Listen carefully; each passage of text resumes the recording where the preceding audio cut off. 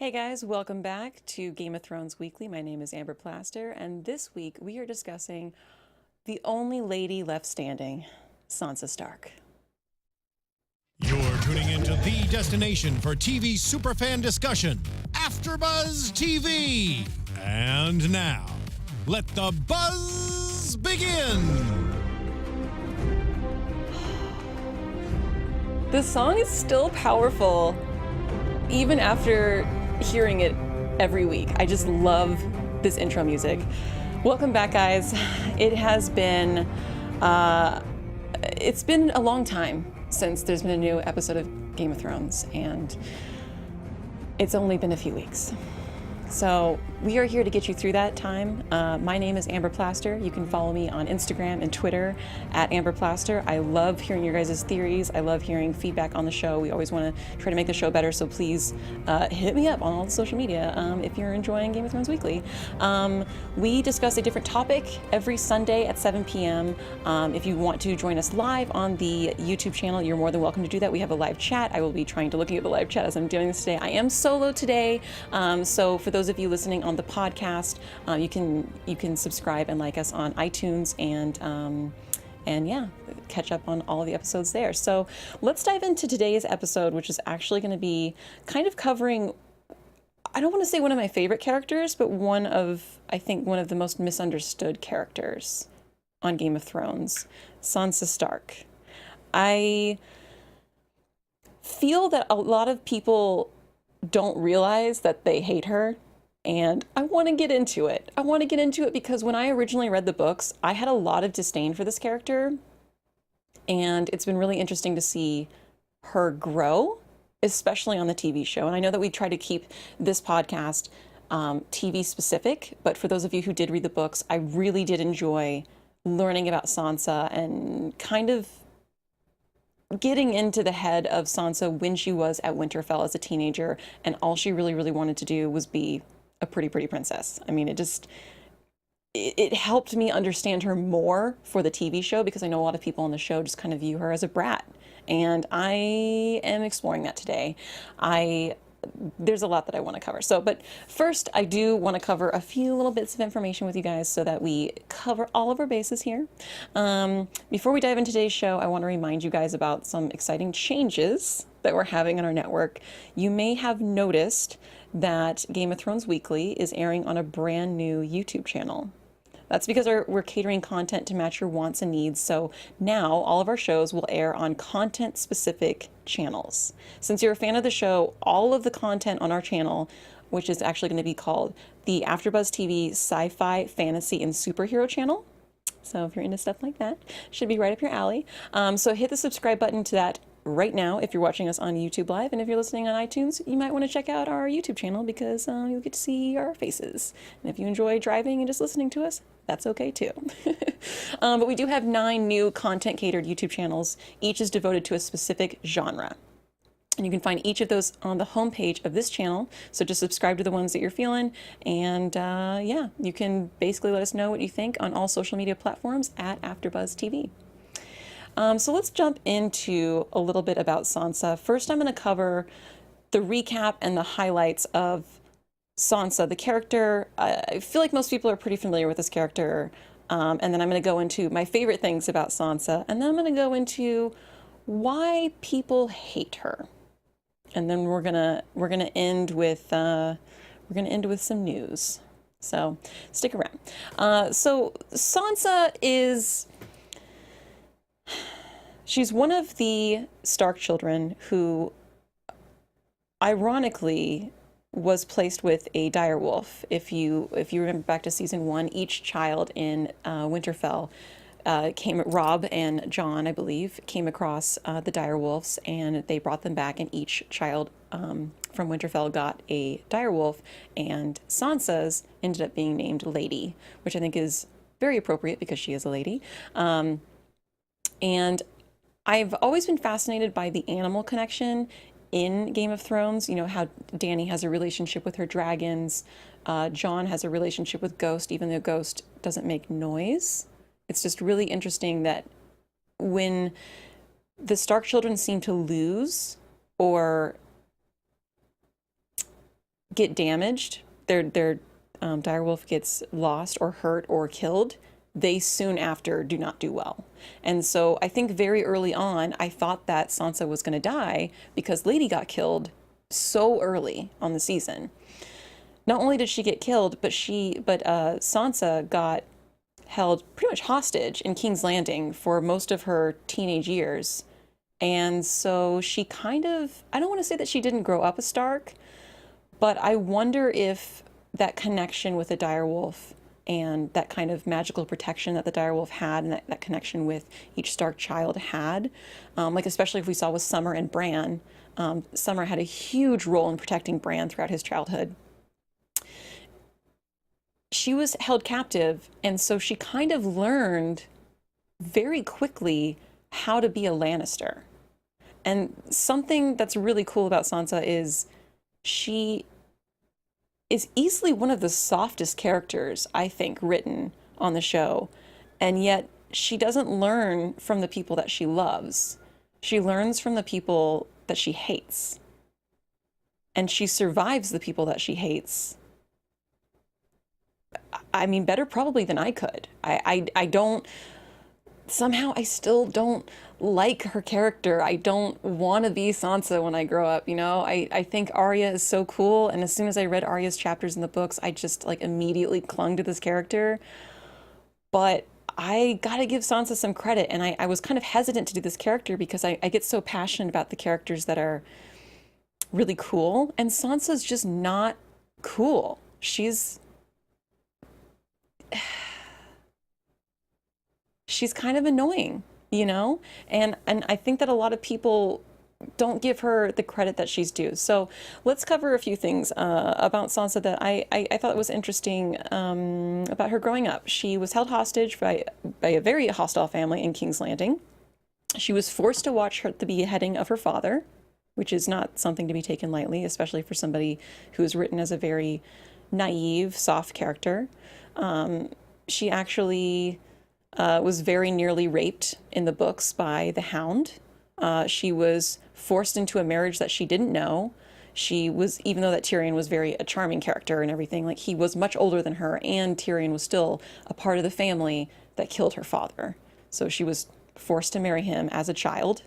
And at the Purple Wedding, she has to watch the performance of how her brother died, and she still remains calm in front of Joffrey and everyone else there. So she manages to play it cool more than I think I've been giving her credit for, and more than I think most people give her credit for. I don't know that I could pull off the level of cool demeanor that Sansa can do while people are mocking the death of her brother and her father in court, which in court, I didn't think about this before.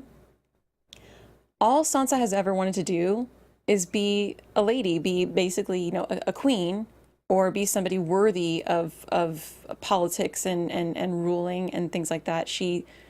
Everything that is polite and is historical and is of tradition matters to her. So when you embarrass Sansa in her court or in the court of King's Landing or even Winterfell later on, that's going to hit her twice as hard. She really, really cares. Arya doesn't care. Sansa actually cares about the people in Westeros because she's been groomed for this her entire life. So when she gets humiliated in the court by Joffrey, this was somebody she was previously in love with, and now not only is she being humiliated and abused by somebody she was in love with, you know, albeit stupidly because he's actually the worst, it was in front of everyone. And I didn't realize how much of an impact that would have on her.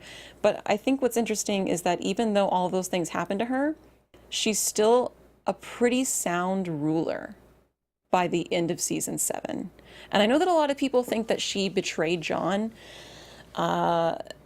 at the Battle of the Bastards, but I disagree. I think that Sansa I think she didn't know. She didn't know if Littlefinger was going to show up with the Vale army. She didn't know for sure. And I think it was better to just hold back than to give out hope. And And also, she's still really young. Maybe I'm just making excuses for her now. I don't know. All right, let's go into my favorite things about Sansa. And I would be really interested to hear your favorite things about Sansa because I got to be honest, I do watch a lot of fan theories and I listen to a lot of podcasts on Game of Thrones because I enjoy it. I really, truly enjoy the series.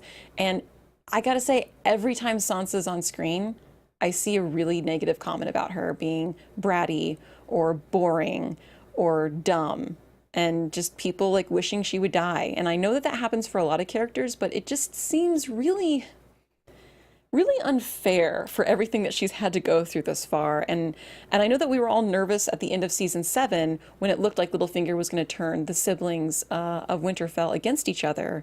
And everyone was like, Sansa, no, don't send Brienne away. And I really did hold out hope that she was doing so knowingly. But I gotta say, they got me. I didn't trust Sansa. I didn't. I was with you guys. I was like, oh man, is she gonna make a stupid mistake? Does she really not know her sister wouldn't hurt her? Her sister would never hurt her. But it's hard with her because I think she comes from so much privilege and she was so naive that we don't forgive that. But anyway, let's go into my favorite things about Cersei. About Sansa. When Cersei has locked Sansa and the other chambermaids during the attack of King's Landing, she frightens Sansa by telling her like exactly what's going to happen to her when the doors open. And what does that little lemon cake do? She starts singing because other people are scared. So Cersei's over here drunk and trying to scare everyone, basically just going mad. And Sansa's like, you know what? I gotta be a leader in this situation. I don't have any weapons. I don't have any superpowers. Look at me, I'm not the three-eyed raven, but I can make this room feel a little bit better for right now. And to me, that is an incredible trait that I myself do not have. I would have never thought to do that. And who knows how meaningful that was. But to me, that's a sign of a real leader. And I think that it even is more meaningful that she does have no superpowers. She has no dragons. She has no red woman helping her. There's no coming back from the dead for Sansa. She isn't the three-eyed raven like her brother. She isn't in cahoots with the faceless men like her sister. She just has to have incredible survival skills and wit that gets sharpened by every villain that she has to live with, which happen to be a lot of them. Yeah, let's see.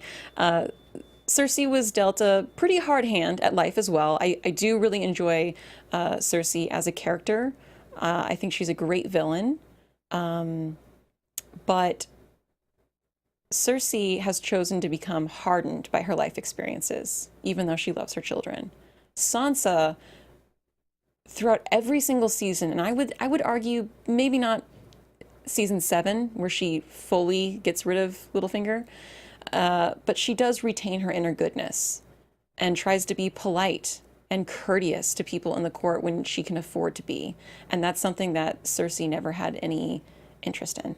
And I find that very interesting because Sansa's had to handle a lot of like really, I don't want to say evil, but really dark, nasty characters. And it's just like seeing her contrast to that, it almost makes her seem like the most like ridiculous character because she is so soft and she is so proper that you don't think that she can handle it. And maybe her superpower is that she's underestimated. I certainly underestimated her. I mean, she slapped that little babysitter's nightmare, little Robin in the Vale when he was getting out of control. Like, I would have never seen that coming. There are a few moments where she actually stands up for herself, and I think every single time that happens, we're not only shocked, but we're kind of like, it's a little too late. Like, it's a little too little, a little too late, because so many other characters are making big, bold moves in the story that we're kind of used to, like, seeing Arya kick ass, and we're seeing Jon, like, climb mountains and come back from incredible death time after time again. But we don't really get to see Sansa do very much. So when she has these little victories, these little political victories, or these little self-confidence wins, they don't seem like anything compared to the rest of the characters, but they are. They're huge. She could have definitely gotten killed for slapping Robin. She could have definitely got killed when Joffrey takes Sansa out at the beginning of the series to see the severed head of her father. And he says something to the extent of, "Oh, there's your father's head, and for your wedding gift, I'm going to bring you your brother's head too." And she just bit her tongue, and then she was like, "You know what? Nah. She was like, "Yeah, or how about he brings me your head instead?" She could have gotten killed for that immediately, but she chose her words so carefully because she knew that he wasn't yet king and he couldn't do anything yet. And it's moments like there that I'm like, she's learning, she's picking up on stuff. Also, one of my favorite Sansa moments has to be when she fed Ramsay to his dogs. I mean, not only has Sansa like dealt with Littlefinger, who is kind of a villain in his own, Cersei, she's also dealt with Ramsay, who is probably arguably one of the most nasty characters on Game of Thrones. I can't think of anybody more evil than Ramsay off the top of my head. I mean, he was like a wild dog. He was like a wild dog that he ended up feeding people to that ended up eating him as well. So I think it was very fitting. And I think that I wish that Jon had listened to Sansa at the Battle of the Bastards when she said, "You don't know him. You don't know him. I know him. Don't not the extent of don't trust him, because you already didn't trust him," but she was like, "He is more twisted than you can ever wrap your mind around." And he was like, yeah, I've seen war before. And she was like, it's not, I don't think Rickon's gonna live. I don't think he's gonna make it. And I didn't either. I didn't believe him. And I think it's very interesting, as naive as that character is, that she's managed to take in and study so many powerful people in Westeros and still somehow survive. Let's go into why everyone hates Sansa, because let me tell you, there's a lot of hate on the internet, and you guys, there's just a lot of it. I just literally went through so many videos and was just pulling out comments on why people hate this character. And I was talking to somebody earlier today, telling them that I was going to do a character expose on Sansa Stark, and they were like, "Oh, she's cool." And I was like, "Oh, what do you like about her?" And they were like, "Oh, she's a Stark." Oh, is that all? Yeah, so she's related to Jon. That's why you like her? Okay. So it was just interesting to see, even the love for her isn't very strong. And then I said something yeah, everyone hates her. And they were like, "What? No, they don't. She's a Stark." And I was like, yeah, people think she's pretty annoying. And they're like, "Oh, they do?" So it's interesting. I'm seeing two very different parties regarding Sansa, and yeah, man, I understand both. I'm torn, you guys. I don't know where I land on this. I think I land slightly pro Sansa, but I got to tell you, when I was reading the books, I every time I got to Sansa's character, I just wanted to throw the books out the window. I couldn't stand her. I couldn't do it. We see her at the very beginning of season 1 of Game of Thrones pretty much begging Catelyn, her mother. She says she's begging her mother to marry Joffrey. She's like, please, marrying Joffrey and becoming queen is the only thing I've ever wanted. And you're just like, kill me. No, what are you doing? What are you doing? First of all, you're 14 tops. What are you doing? Please let me marry this guy and become queen.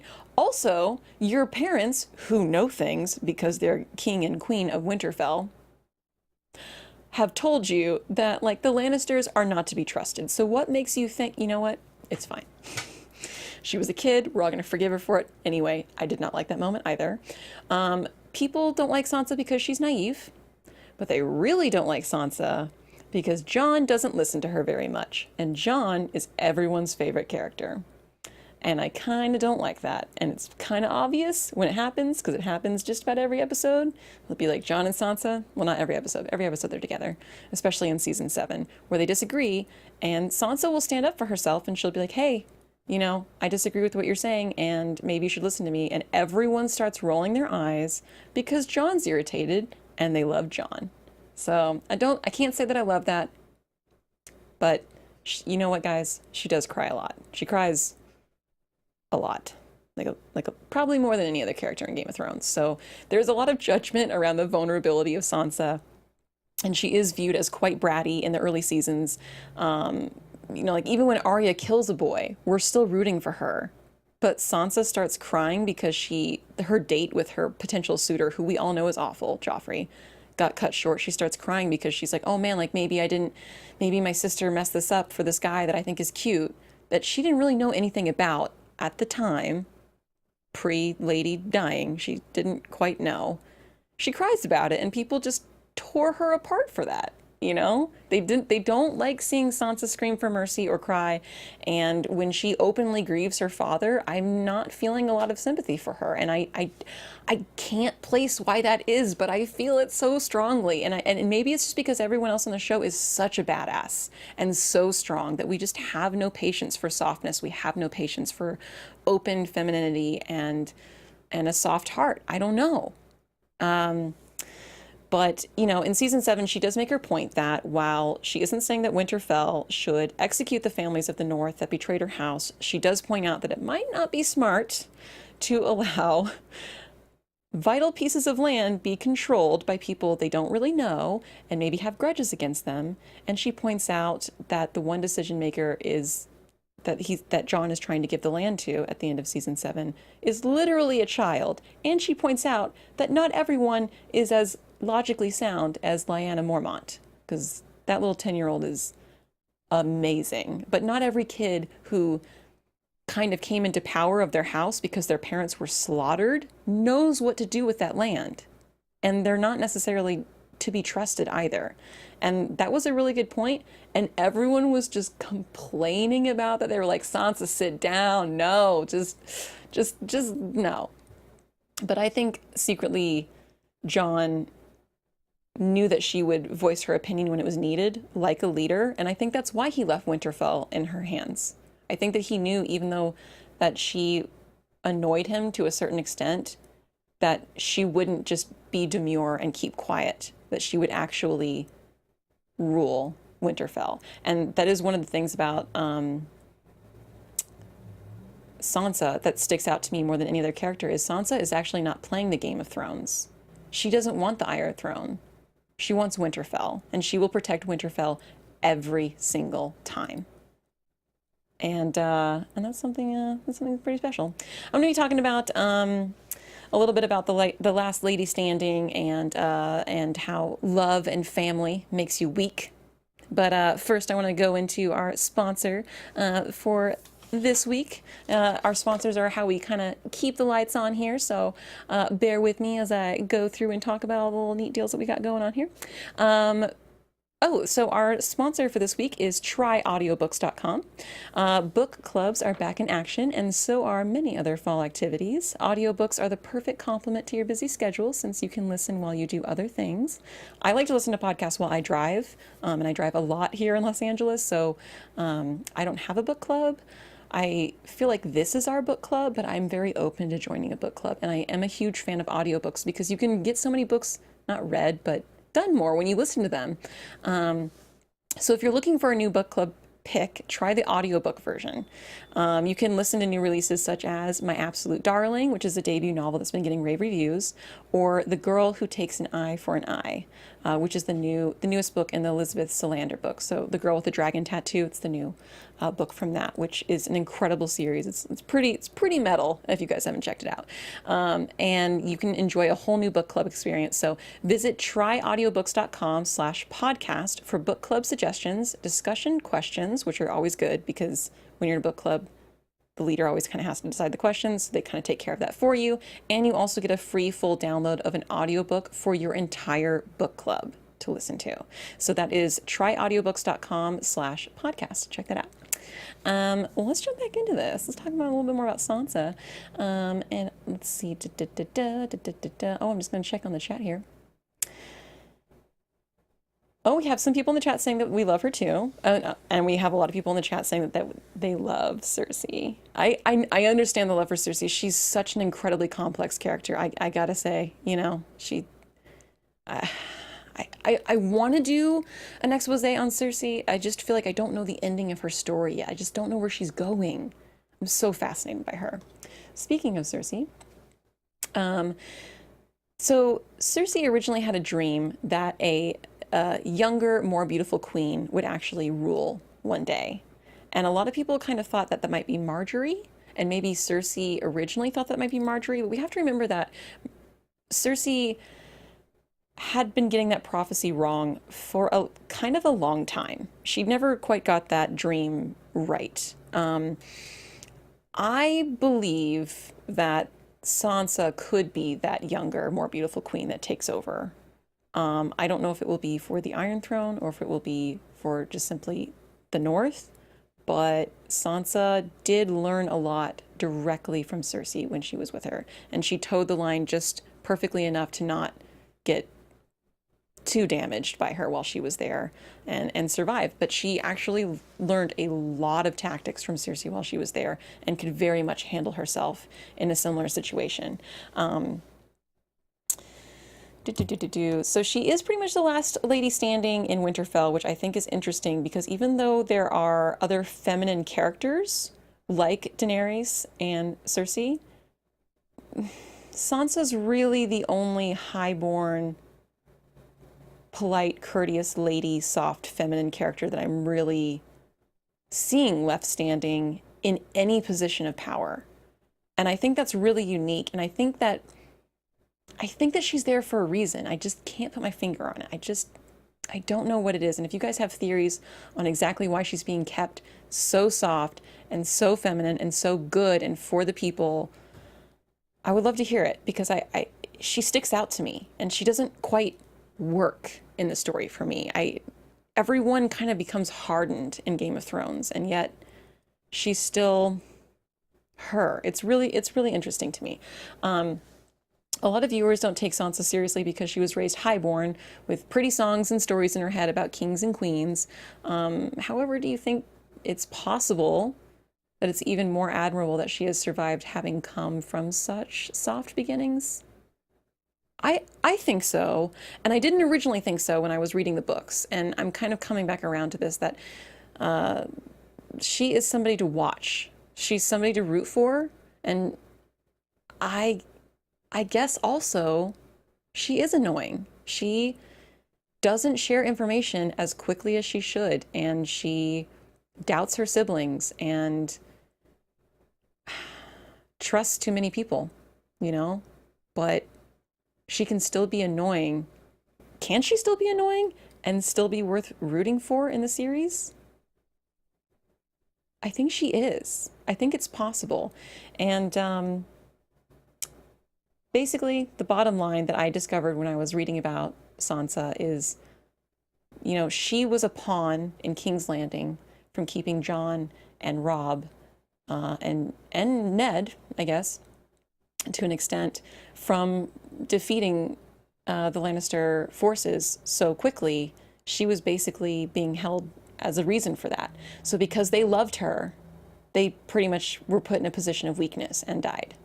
So she saw that firsthand, that love for family and friends and loyalty gets the people that you love hurt or compromised. And she still chooses love. She still chooses to be kind to people when she can afford to, and she still chooses to be good on her word, even though she's seen firsthand what love can do to someone in Game of Thrones, where being soft and nice is never rewarded, pretty much. I mean, the case against love is pretty strong in Game of Thrones. Love and family make you weak. It does. But, I mean, the bottom line is that is the story worth including love? Is the story worth including the risk of having loved ones kept around you and nurtured? Is it worth that? Is it worth the risk? Because Tywin Lannister was smart and almost completely, I would say, completely void of love. I mean, sure, he cared for his offspring, but it was more of an ego thing. He was definitely one of the smartest, least loving characters on the show, and everyone thought that he would do really, really well, and he died on a toilet. So I don't know. it would be really interesting to hear if you guys think that retaining this love for family members, even though it makes Sansa weak, I think it also makes her strong because it's how she survived the Purple Wedding when she saved Ser Dantos's life, and then in turn, he helped her escape the Purple Wedding. So I think the weapons that Sansa chooses to use to play the Game of Thrones is incredibly unique. I think it's unlike any other character in the show, and I think it's worth rooting for, even though she gets a little annoying. Yeah. Anyway, I want to cover a little bit of news with you guys before we go, if you're ready for some Game of Thrones news. We will be talking about Game of Thrones for a while here because we are doing Game of Thrones weekly until the new season begins, and then we'll do our normal roundtable of hosts discussing Game of Thrones like we do on Sundays. So I have some bad news and I have some good news. I'm going to tell you the bad news first. Are you ready? Okay. Game of Thrones is very likely to return in 2019, not 2018. Yeah, that is 2 years from now. 24 months, you guys. 24 months. That is 730 days. I don't know if I can wait 2 years, but here's the thing. Liam Cunningham, who plays Sir Davos Seaworth, which we talked about in our last episode with me as your host, he told TV Guide that the episodes are definitely going to be bigger and longer. They're going to be pretty much like little feature films, almost, per episode. So they're filming right up until the summer that it airs. So when you think about it, up until last season, they had 6 months to do 10 episodes. So they're doing way more than that for 6 episodes. So they are taking the time that they need, and I know that HBO will always take the time that they need to film their episodes. But 2019, guys, we're going to need another book. We're going to need something. But in good news, we found out that Kit Harington and Rose Leslie are getting married. That is the actors that play Ygritte and Jon Snow, which is adorable that they're getting married in real life. So in addition to filming the show, this show will be further delayed by the good news, but I'm okay with that. I'm okay with Ygritte and Jon finally getting together in real life because that makes my soul and heart happy. But if it could not delay the show, that would be pretty great. I'm sure you guys agree. Thank you guys so much for joining me on this episode. It was a pretty in-depth one for this character, somebody who I'm still not convinced is even one of my favorite characters, which is why I wanted to do it and I wanted to talk it out with you guys. So I always appreciate your guys' comments, and thank you guys so much for being here. We will be back next week, Sunday at 7 p.m. Pacific Standard Time, or you can catch the replay on iTunes or AfterBuzz TV's YouTube channel. And you guys can follow me on Twitter and Instagram at Amber Plaster. And that's pretty much it. I will see you guys next time. From executive producers Maria Menounos, Kevin Undergaro, Phil Svitek, and the entire AfterBuzz TV staff, we would like to thank you for listening to the AfterBuzz TV network. To watch or listen to other after shows and post comments or questions, be sure to visit AfterBuzzTV.com. I'm Sir Richard Wentworth, and this has been a presentation of AfterBuzz TV. Buzz you later. The views expressed herein are those of the hosts only and do not necessarily reflect the views of AfterBuzz TV or its owners or principals.